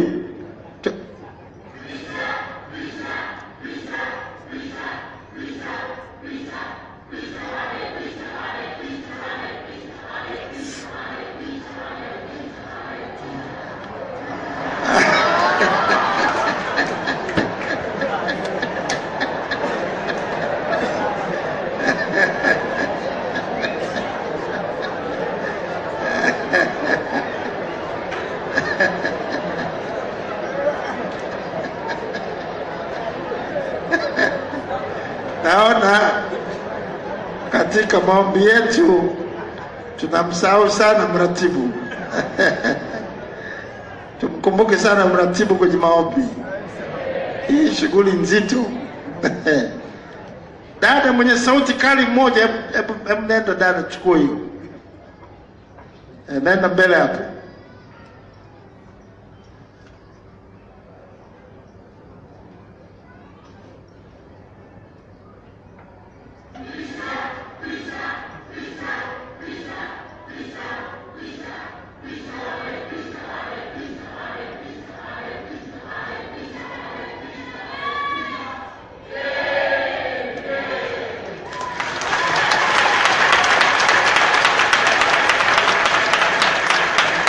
Maneno hayo, ukiona makofi yanapigwa kila mahali, unajua hiyo tiki.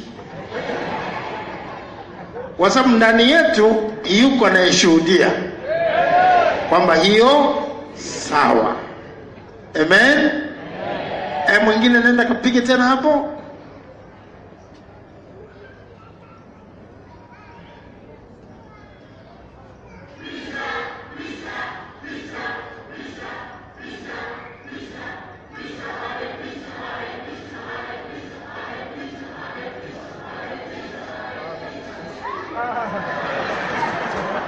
Badala ya makofi, vicheko. Huyu amewahi au amechelewa? Unasikia jibu hilo? Anataka kujaribu tena. Haya, jaribu tena.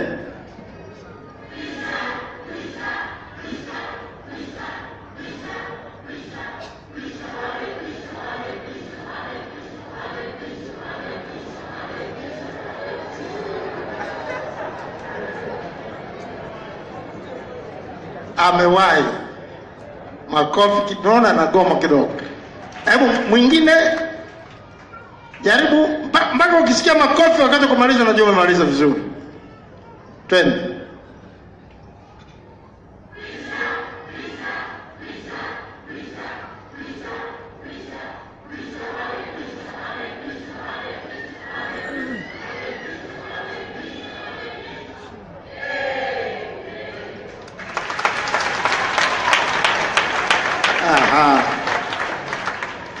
Kwa hiyo kikubwa tu lazima ukumbuke ile sauti kali ya katika jina la Yesu, lazima uianzie kwenye neno gani? Lazima ianzie kwenye wamekwisha. Ndio. Mwingine tena jaribu.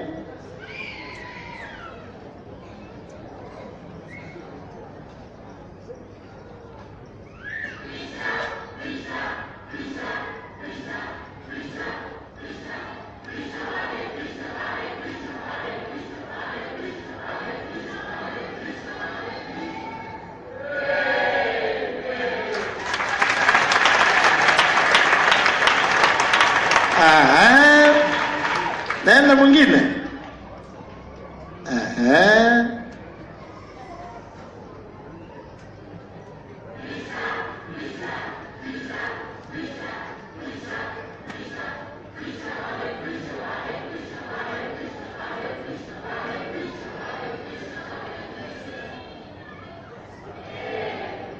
Imegoma.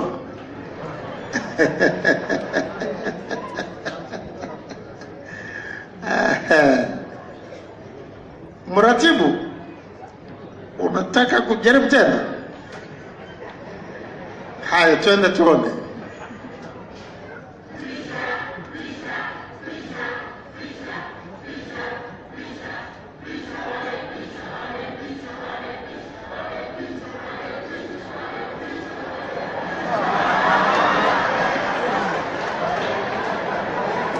Yaani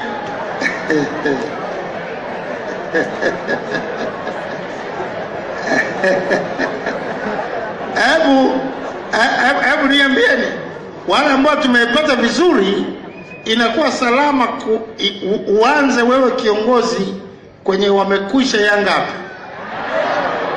Ya ngapi? Ya tano. Ya tano. Yani tuseme zikiisha 4, yani wewe unatamka 4 tu. Unatamka ngapi? 4. Ile ya 5 wewe umekwisha anza ya kwako, si ndio?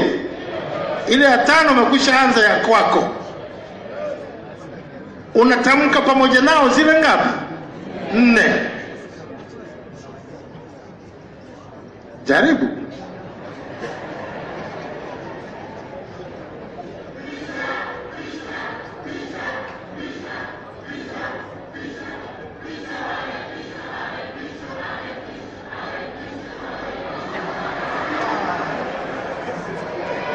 Unaona, ukichelewa tu ile tayari umechelewa moja hapo, si ndio? Yani ile ya 4 tu unaacha, ile inayofuata tu unaunganisha, umekwisha katika jina la. Kama una spidi kali inaweza kuingia ile wote. Twende.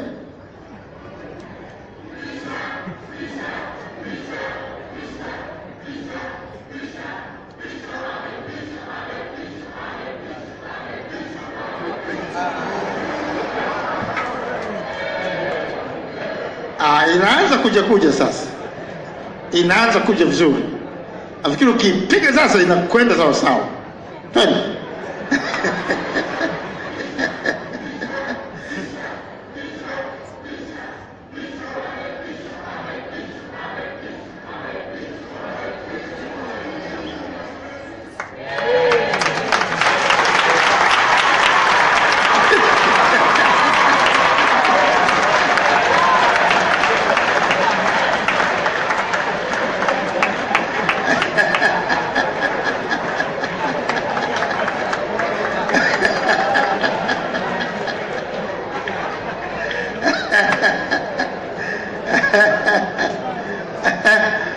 Mratibu amepamba moto sasa. Labda tumpe moja nyingine hapa. Piga ya mwisho tuone.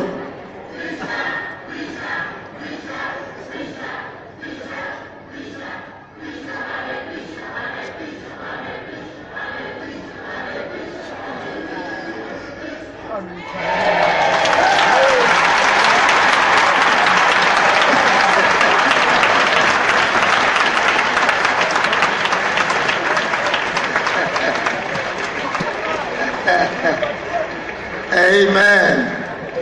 Basi naona turudi kwenye viti vyetu.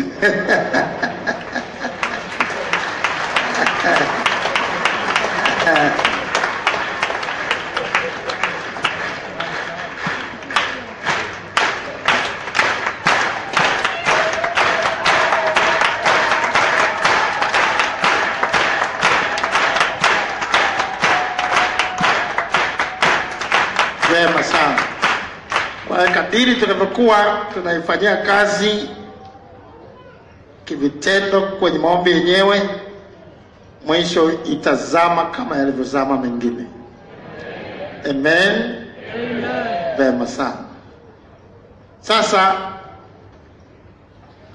kinachofuata ni maombi ya baraka za mwisho. Kabla ya kwenda katika maombi ya baraka za mwisho, tunakumbushana tena kwamba tukiwa kwenye neno la utakatifu kama hivi, ina maana miujiza inakuwa ni chakula chetu. Amen. Miujiza ni chakula cha watoto wa Mungu. Amen. Na watoto wa Mungu ni wale wanaolisikia neno la Mungu kwa nia ya kulitenda. Hao ni watoto wa Mungu. Kwa hiyo tunatanguliza kwanza neno la Mungu. Unajua leo siku hizi watu hawapati miujiza. Na miujiza inakuwa kitu kigumu sana kwa sababu wanatanguliza miujiza kabla ya neno.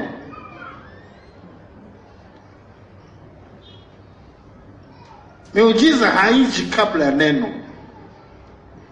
Miujiza siku zote inafuata neno. Nao wakatoka wakahubiri kote. Na Bwana akatenda kazi pamoja nao, akilithibitisha lile neno. Neno linaanza kuhubiriwa.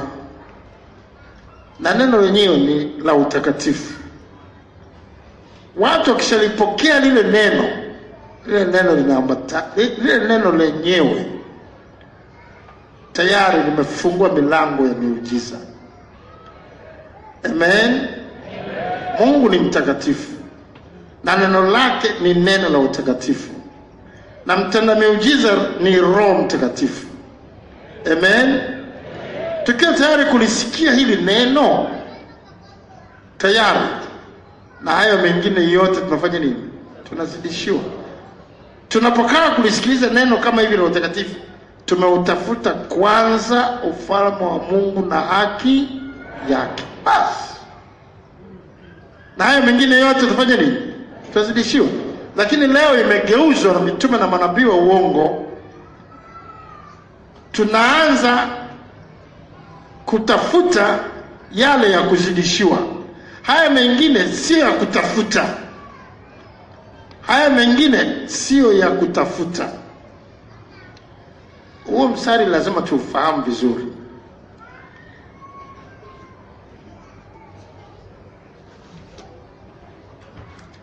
Mstari huo ni pale ambapo tunasoma katika Mathayo sura ile ya 6:33.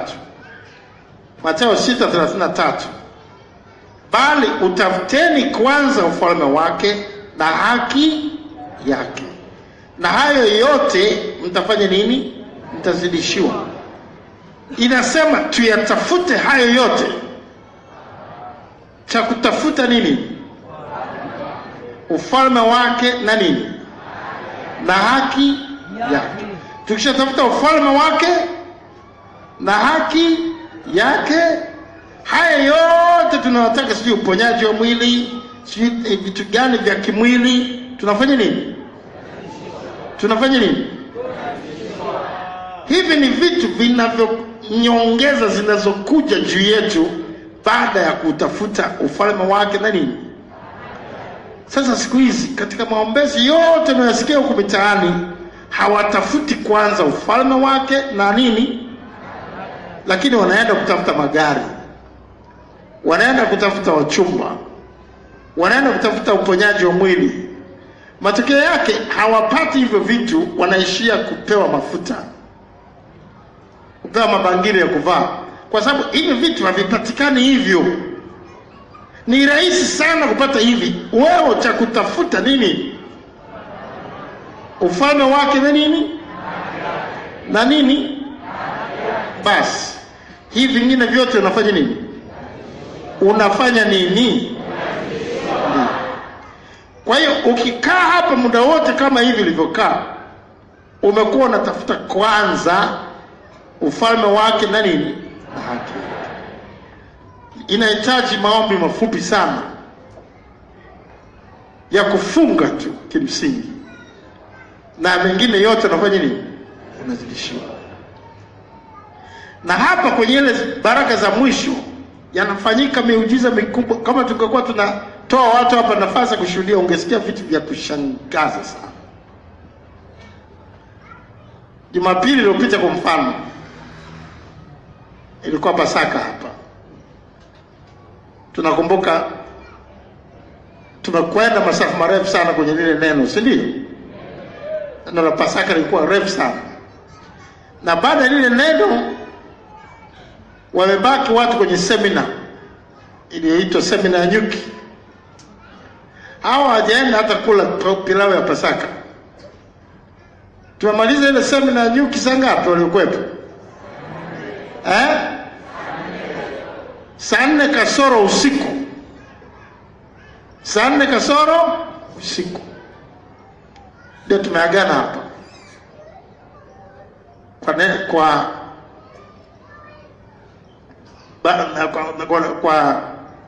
baraka za mwisho. Unajua kilichotokea? Miongoni mwa miujiza iliyofanyika, ambao wako watu wengine waaminifu wanakuaga wanaandika barua kushukuru kile ambacho Mungu amewatendea. Mmoja siku kadhaa kabla alikuwa ameleta taarifa kupitia kwa kiongozi wake Ozoni, kijana wake wa kiume alipotea.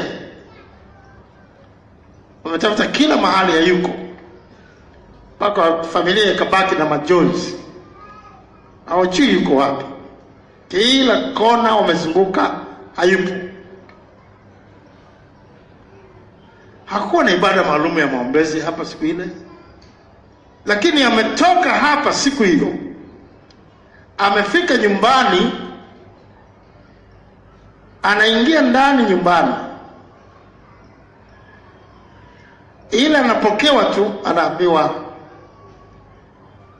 muda mfupi uliopita kijana amekuja mwenyewe, saizi amelala chumbani.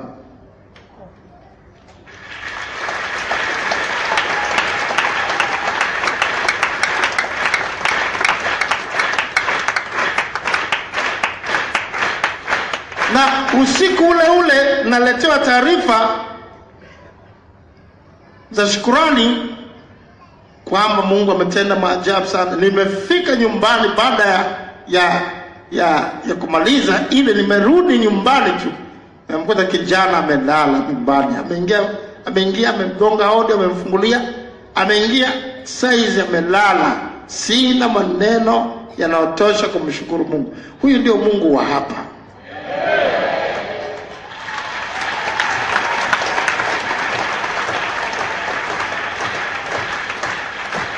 Uhitaji mafuta wala uhitaji kuvaa bangili. Uhitaji maji yoyote yanayoitwa maji ya baraka ni upumbavu mtupu, ni biashara za kina Bashite.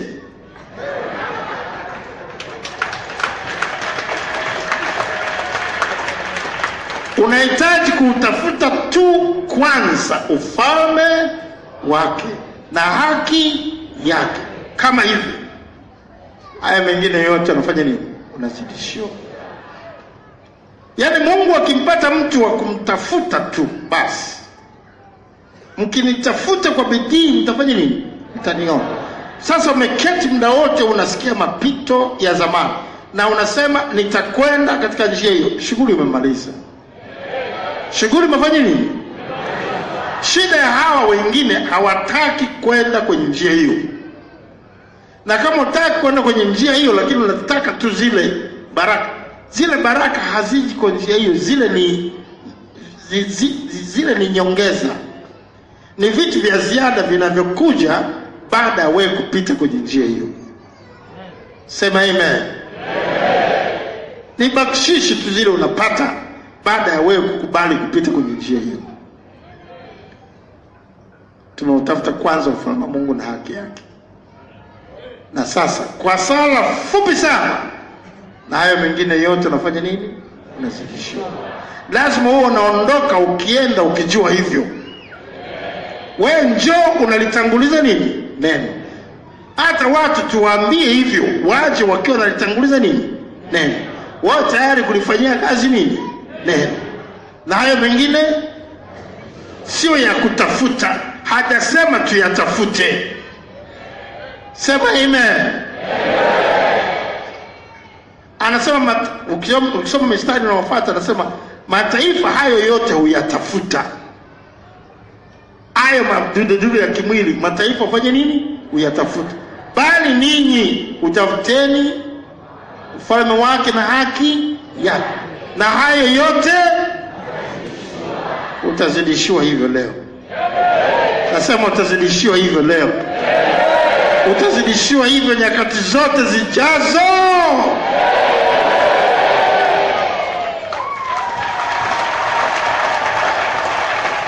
Ukiyatafuta hayo yote kwanza, utaishia kudanganywa. Utakunywa mafuta, hayatafanya kazi. Utakunywa maji, hayatafanya kazi. Utakula chumvi, utapeleka chumvi sijui wapi, hazitafanya kazi. Uko nje ya mstari. Utaendelea kudanganywa. Dawa ni kutafuta kwanza nini? Na haki yake. Na uwe tayari kuishi ile haki ya Mungu. Uishi katika ile njia za Mungu. Uifuate yale mapito ya zamani. Haya mengine yote ni kitu cha kuzidishiwa. Pale uliposimama juu.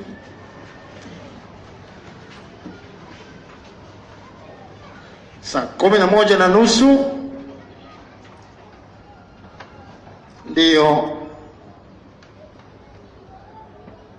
ibada fupi ya shukrani. Saa 12 maombi ya mashujaa.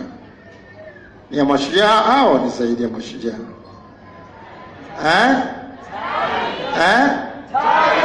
Au ni tai? Ni zaidi ya mashujaa hao. 12 maombi ya tai. Weka mikono yako juu kwa ajili ya baraka za mwisho. Baba, watu wako wametafuta kwanza ufalme wako na haki yako, na hata wamekuwa tayari kuyauliza mapito ya zamani katika yote yaliyoko katika maisha yao. sawa sawa na neno lako, na hayo mengine yote katika mioyo yao uwazidishie. Umezidishie yote unayohitaji kwa neno hili mwanamke. Umezidishie yote unayohitaji moyoni mwako kwa neno hili mwanaume. Umezidishie yote unayohitaji moyoni mwako kwa neno hili mtoto.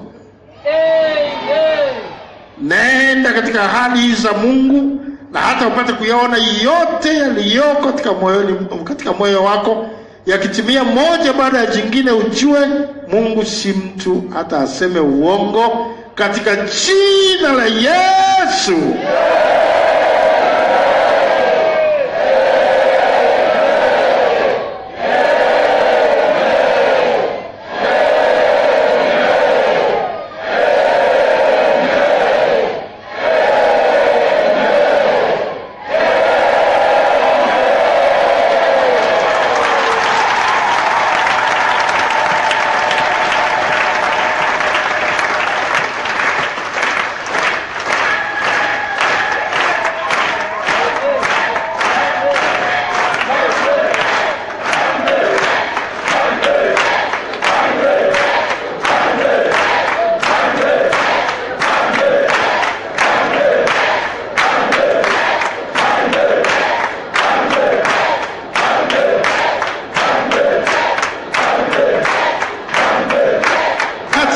Jina la Yesu. Amen.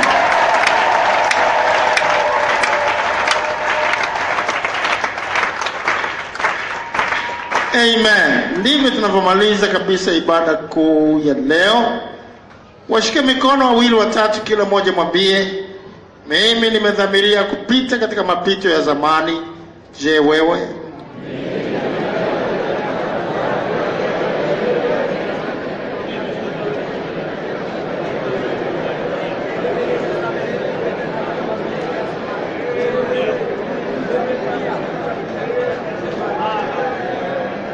Anasemaje? Kama ni hivyo, anastahili amani. Shalom.